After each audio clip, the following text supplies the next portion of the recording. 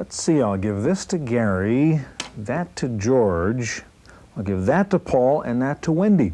Hi, if your friends are into computers, software, or peripherals can make a great Christmas present during this holiday season. Today, we're going to give you our favorite suggestions for holiday gifts from the computer store on this edition of the Computer Chronicles.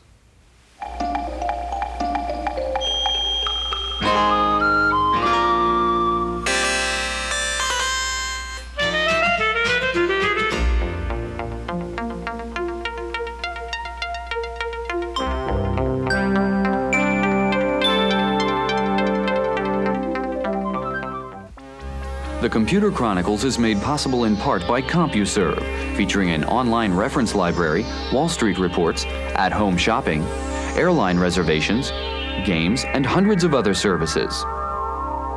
CompuServe, helping people get the most from computers. Additional funding is provided by McGraw-Hill, publishers of Byte. Byte's detailed technical articles on new hardware, software, and languages cover developments in computer technology worldwide.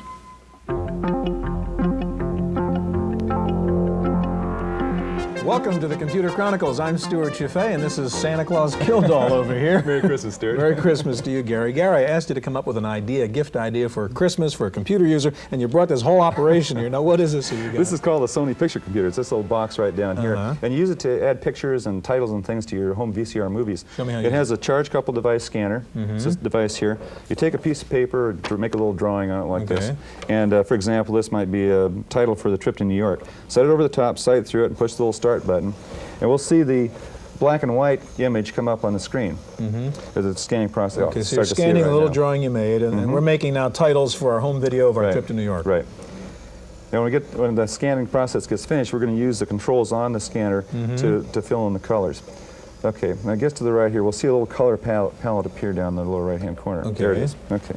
Now I'm going to select a red color for the apple here, and move this cursor down. You see a little X down there, and we'll paint that in. Okay. And then I'm going to go up and color the stem. I'll have to select another color here. We'll take I'll find a green in here. There's a green. Okay, so move this up, center the cursor again, and then paint that in. That green. Okay. Okay. And we'll move up here and get the letters. Take a, well, let's try a yellow with that one. Okay. Find a yellow. Okay, paint that in. And then we'll move over here to the end, like that. And then I'll go over here and get the exclaim. Okay. Move up here. Now you can also get a little trackball that goes with this, makes this operation a little bit faster, And I'm also going to zoom in on this one little piece so we can see that. So okay, so you got a 2x zoom function in there. Now we can take a look at that, paint that in, and then we're back again. Now we've got our picture painted. We can use this to include in our VCR taping. Okay, so I could roll. I just happen to have some video, home video, which Gary took in New York. And we here it comes. Okay, there's now the this video. is a standard Right. you tell us non-professional. Here's our scanned image. Okay. Now we'll put superimpose in there. And we have our titles on top of it. Professional titles. Okay, how much does that thing cost? This is around $400. Not a bad Christmas idea. Okay, in just a minute, we're going to be joined by the rest of the Computer Chronicles gang, George Morrow, Paul Schindler, Wendy Woods, with all their suggestions for Christmas gifts for the computer user on your list. First of all, let's go out to the retail stores and see what the hot-selling items are right now in the computer stores during this holiday season. For almost every retail store, Christmas is the biggest selling event of the year. The colorful decorations are vivid reminders of the commercial importance of the holidays, and 1987 is no exception. Nervous computer retailers are watching carefully to see if Wall Street's October crash was a harbinger of bad times. But that doesn't seem to be the case, at least for now. So far, that type of bad news activity hasn't really put a dent in our business. Our customers don't even really talk about it or mention it. Probably has a lot to do with the general population who we do business with on a daily basis probably don't have a significant amount of money tied up in the stock market to begin with. So whether the stock market went up or went down really didn't affect them at all. We've seen a significant surge in business. November was a strong month altogether, and we thought we would conclude strong, but it seemed like it's almost doubled itself within the last 3 days. So people certainly are out there ready to buy. Christmas buying has a big impact on both sales volume and on the kind of product that sells. Games, for example, represent up to 75% of holiday software sales at this store. But the popularity of entertainment software doesn't mean that Yuletide shoppers are less sophisticated. They seem to be getting more selective. We're finding that people now are maybe buying their second machine, trading up, trading in. There's capabilities for customers to trade in, and we can now resale used applications. Well, Christmas time gives us a chance to build new customers. And then Christmas sales will lead into sales for the next 9 months, basically. We use the last 3 months of the year to capitalize on the 9 months of business that we've been working on so hard. Shopping for a computer can lead to a very expensive Christmas. But if most buyers view the holiday season with financial anxiety, for other, more innocent shoppers, it means a lot more.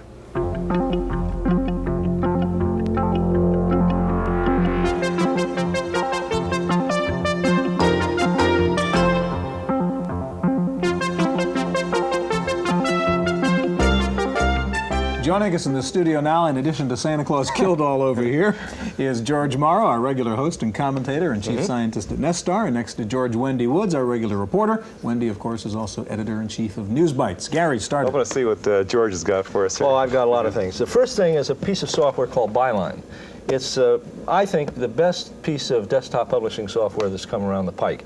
It's about $300. It's written by a fellow who used to be a professional writer and has turned himself into a programmer. It allows you to import from almost any kind of other program that creates files like DBase 3 or any of the spreadsheet programs. It allows you to bring those into a document and format them any way you want and publish them. And you don't have to fiddle with the file itself. The file stays just the way you want. It has got to be, I think it's going to be the standard in what civilized desktop publishing. It's pretty new, right? It's pretty new. It's just coming out.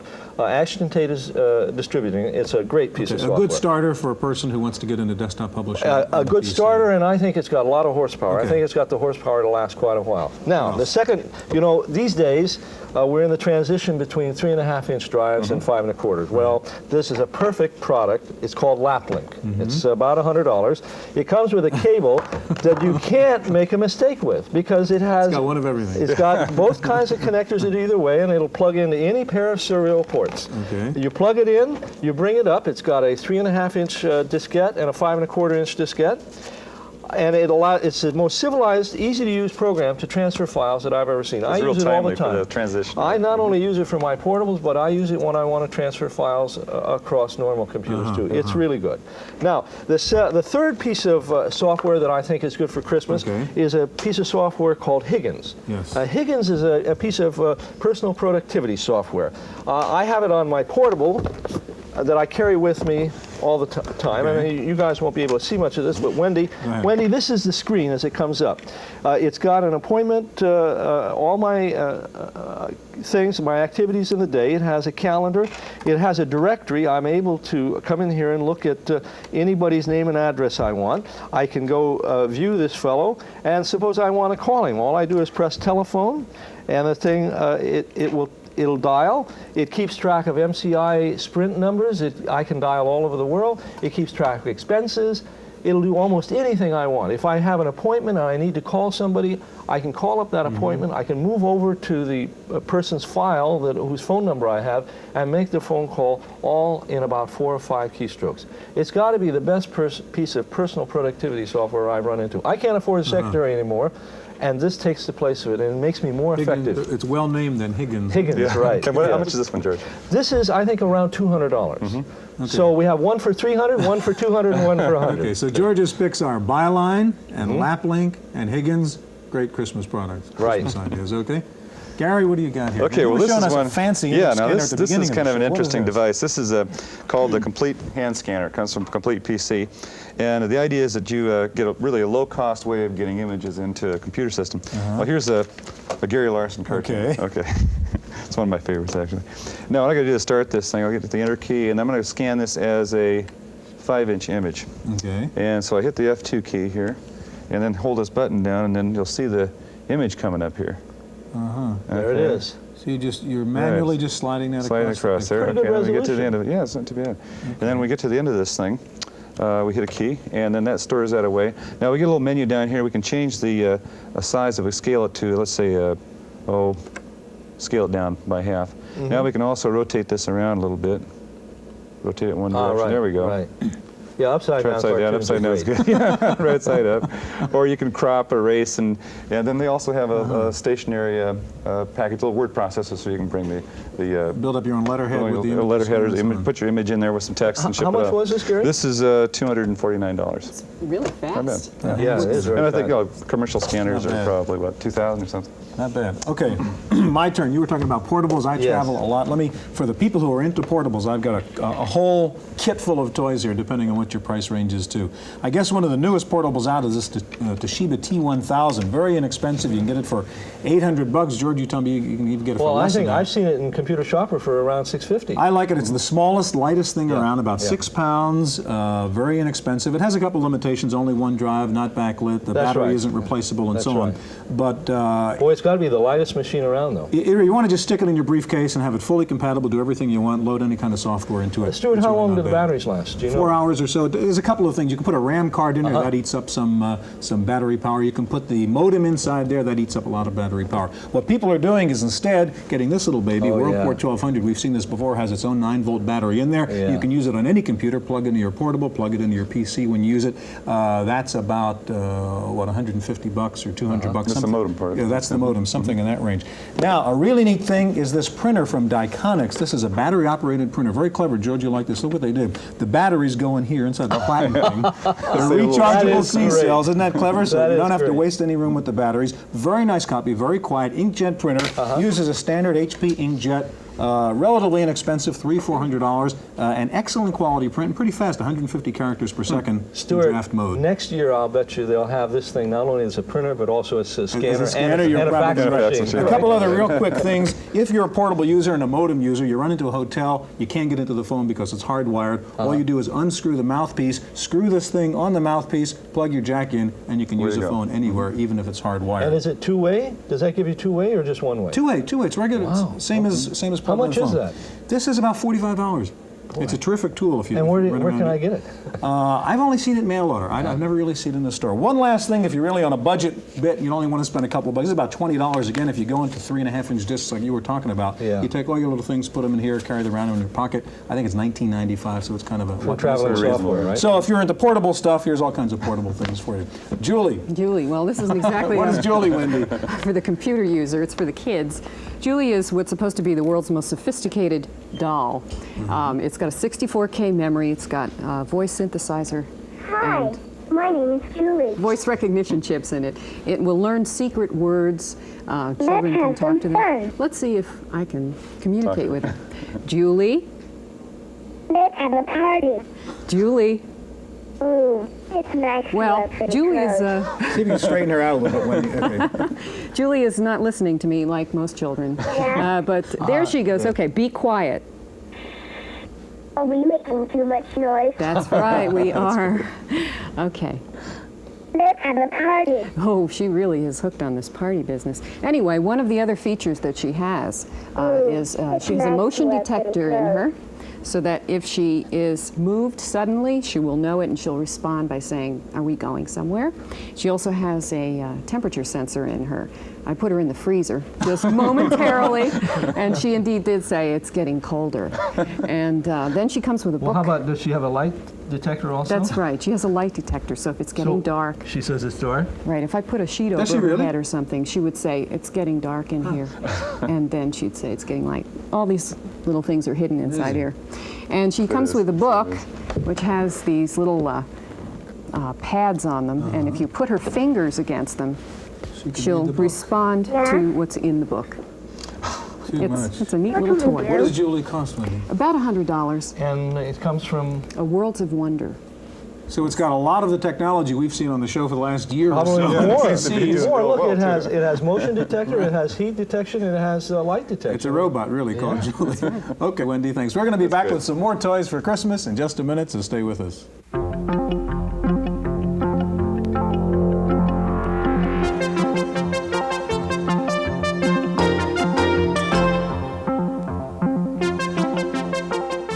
Welcome back to the studio. We've got George Morrow, Wendy Woods, and Santa Claus Gary Kildall here again with a couple more great ideas for Christmas gifts. And let's see, Gary, we're going to start with Wendy because she's something really interesting. Who's this guy? This is Mr. Game Show. It's a new toy from Galoob. And Hi, everybody. that's a toy company. So, what game should we play? Any famous phrases?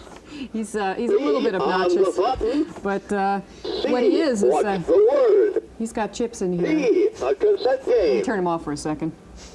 He's got chips in here. He's got a 700 phrase vocabulary, and there are 4 different games. And depending on which game you pick, either you use this touchpad, and the lights light up around here, and he comes back with all kinds of insults and compliments, depending on whether you do well or you don't. He can handle up to 4 players at once, and he can just go on and on. What age level? This is the money that you win? Oh yes, you win money, and you can put in a cassette for extra games. This is the trivia games are on cassette. It's a data cassette or an audio cassette? It's an audio cassette. So how much is it? It's about $100 at major department stores. It's just being sold. What age level would it be aimed at, Wendy? Gee, you know, it's funny because I have a teenage babysitter who can't stand it, but his father loves it. It's for kids like us, you mean? You know, Wendy was playing it for me before the show, and as much as I hate these game shows on TV, I found it kind of interesting. It's kind of funny. So it's a kind of collection of computer games without a computer, and you can really just play it with It just shows you what modern electronics is finally doing with the toy industry. This is a good example. How it's destroying. All right, I understand, Wendy, you have to go do your Christmas shopping, so if you want to unwire yourself, you're allowed to take off now. Thanks. Okay, Gary, what do you got? This is Videoworks too, and it's an animation, presentations for home, office, school, things of that sort. For the Mac. And for the Mac. And apparently it works just like the old style animation where you lay down a scene, then you put another scene on top of that and move things across it and so forth. Yeah. Who makes it, Gary? Let's see. Macromind.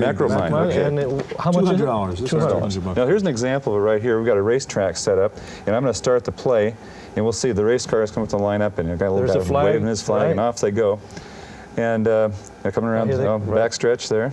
We don't have color or sound here, Gary, but you can have color and sound in this, can't you? Right. It's pretty good animation. Yeah. It looks like it'd be a really interesting thing to play around with. And to use, as you say, for business purposes, too. Stuart, what are these things you have here? Okay, Gary, you get business class up, okay? And I'm going to show George these little toys over here. He's been talking expensive things, $200, and before in the other segment, expensive stuff. This is $50, a very interesting program called Ask God. Ask God. Claims to be an artificial intelligence program. Basically, it's a database of the Bible. George Burns wrote it? I don't know if George Burns, or maybe he's in there, I don't know. Anyhow, so if you have a question, you really want to find out what does the Bible say about a particular subject, you can type in a natural language question. I want to know the meaning of the abundant life, for example, and it'll pull out every phrase from the Bible that talks about the abundant life. So it's kind of an interesting thing, especially for the Christmas season, called Stuart, what churches have blessed this thing? I don't know that anybody's blessed it yet, but it's $49 and it's an interesting present for Christmas. Real quickly, something called Daily Features. This is only $15 or $17, something like that. It's kind of a nice gift for your secretary if she uses a computer. When she turns the computer on every morning, it comes up with a quotation of the day, an inspirational quote, a word to learn for the day, and it also comes up with a trivia question for the day. So it's those pads, like one of those pads on a disc. Real quickly, $6.95, only $6.95. Fortune cookies on a disc. Put it in your computer. Every time you turn your computer on, you get a fortune. Wow. Gary, you got business class up there? Business class. This is by Activision. And the idea here is that basically if you're a world traveler and you'd like to find out what the customs or the money exchange, whatever it is throughout the world, you just click on it. You're going to go I'm going to click on it looks like we're going down to England. And we're going to go right down to London. And we arrive at London and we'll say, well, what we'd like to find is customs. Okay. And we'll click on the customs, a handshake there, find out about tipping, the language, and so forth. And you can see that we've got a number of things like the exchange rate. Looks like we have airline travel schedules, a variety of other hospital information. This needs Hypercard to run. Yes. Now with Hypercard, how much? It's $50 this one is. It's a Hypercard stack from Activision, I think is Gary. How much is the Hypercards? That's only $50 too. I think you buy the or comes for nothing, I think, if you buy a new Mac right now. Pretty nice. Okay, we've got about 30 seconds left. What do you want for Christmas, George? I'd like one of these Kloss projection monitors so I can put my things up on a screen anytime. You're a high-priced customer. Yeah, well, Gary, what do you want? I'll take an ETAC, car navigation system. How's that? Can you actually buy that now? Yeah. Yeah, that's pretty neat. What was your I'll bet his ETAC is as expensive as my Kloss. Gentlemen, we're out of time. I hope you get what you wanted. Thanks for joining us in this special holiday edition of the Chronicles. Hope we'll see you again next week.